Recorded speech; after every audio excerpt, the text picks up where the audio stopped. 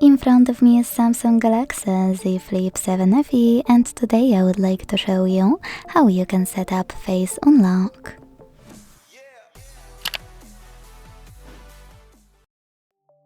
Begin by opening Settings and scrolling to click on Security and Privacy. Then hit Lock Screen. Enter your current one. And finally hit Face Recognition under Biometrics. Hit Continue. Select Register.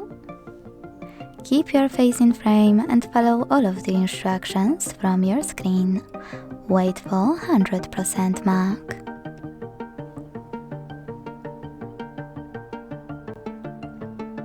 When you're done, manage all of those options however you want to, and when you're finished, go back. So now, when I switch off my screen and turn it back on,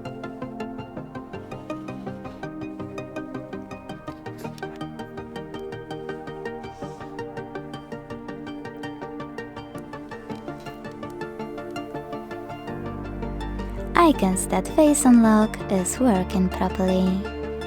Thanks so much for watching. If you enjoyed this video, don't forget to leave a like, comment and subscribe.